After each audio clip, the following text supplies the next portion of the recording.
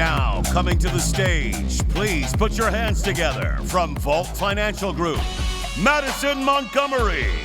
From FFL Financial, Matt Spalding. And from Active Financial, Bion Vargas.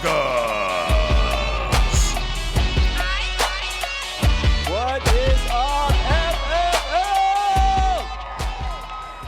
So, this has been an amazing convention so far. I'm sure you'd all agree, right? Let's hear it. For Sean, Mike, and all of the people that put this together, this has been incredible. And today, Madison and Bion and I are talking about what we learned in 2025 to make 2026 just off the hook. Now, if you guys could just show me, raise your hands, who is here at their first convention? First convention.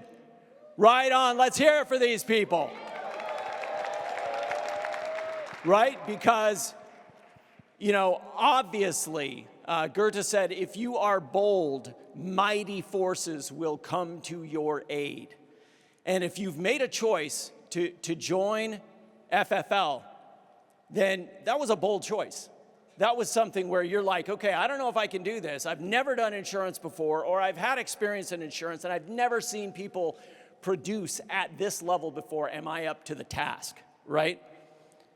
Well, this is an organization where it's so many people that start and just hit the cover off the ball. I was at the Hall of Fame dinner last night, and I think it was Brett Abernathy was talking about the fact that, you know, a huge production 8 years ago was 150 grand in a year. That was like number 13 in the company or something. And now we have people doing that in a month and a half. So what that says to me is I have to remember to have a beginner's mind. I have to remember to like be humble, to show up, do the work, and know that, look, yes, it's hard work. It's long hours. It's actually not hard work. You're sitting on your butt. You're not shoveling anything. You're not hammering anything. You're not lifting anything. But having that beginner's mindset is really, really important. The other thing is that I realized in 2025 that I got a little bit soft and started letting people off the hook on the phone, right? And not continually asking for the sale. And how many people have been in the middle of a sale, they think they have really good momentum going, and you can't get the social, and you can't get the license, and you can't get the banking information. Any show of hands out there? Has anybody ever had that happen? Yeah, everybody's had that happen, right? And just keep them on the phone. But one of the things that I found most recently that helped me just the best is a little program called Crank Wheel. And I'm sure a lot of you are familiar with it. It's the easiest thing ever. You send them a text, they tap on that text, and they can see your screen. And I tell you that I never don't get the information that I need. So just remember, be bold in 2026, and you guys will kill it. And Madison, take it away.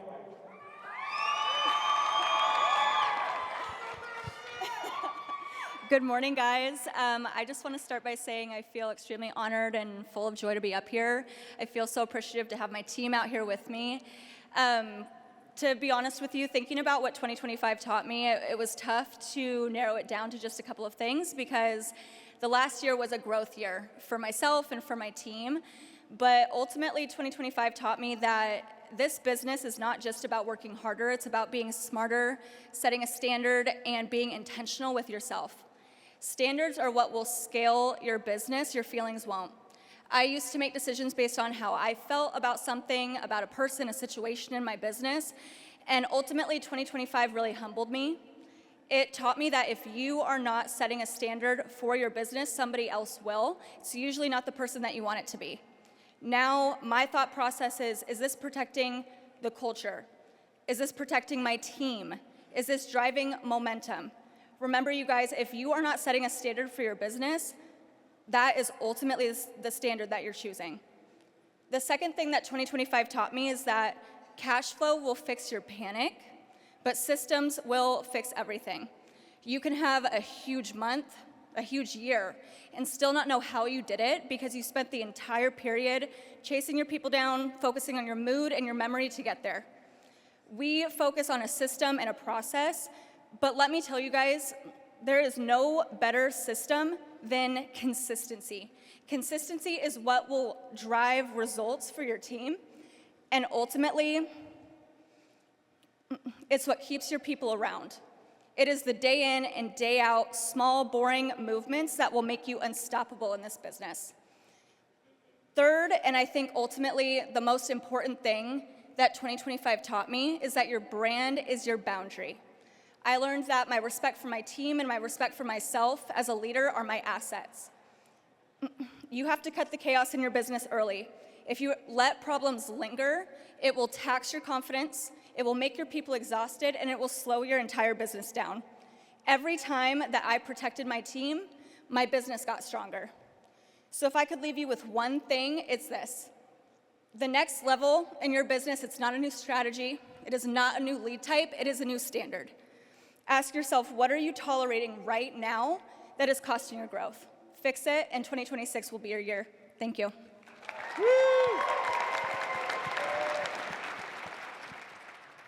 Now, guys, we had a little meeting before this. We got on stage, and I had a very cookie-cut, perfect speech planned out. And then Sean, Mike looked me in the eye and told me, "Yo, just be real with everyone. Just like everyone, there's people out here on their last dollar. Some people are barely starting. Some people are freshly brand new, just like everyone was at one point in their business." And that's all I'm gonna do. I'm gonna just be real with you guys. I'm gonna be straight up. 2025, what it taught me about my business was, sum it up, it was adversity. One word. Simple as that. This year tested me in every way possible. I had to rebuild 4 different times.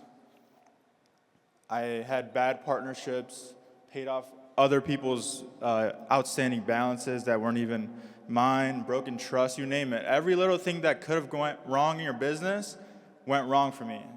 And at the age of 19, 20, putting down $50,000, $40,000 security deposits on new offices, bad leases, all that stuff that could have went wrong in my business. And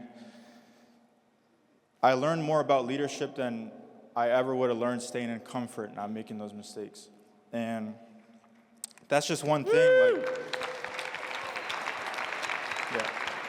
In a business like this, talent simply is not gonna be enough.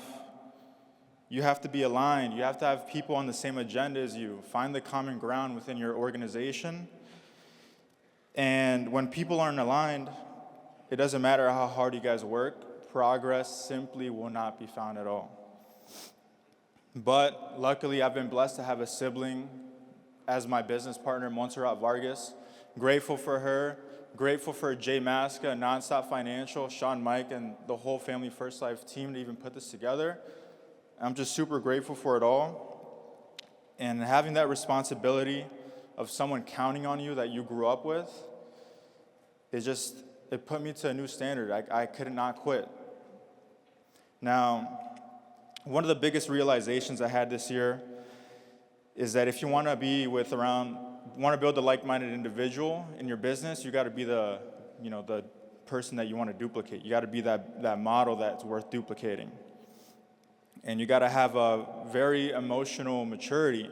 This business is a roller coaster. There's going to be high highs, low lows.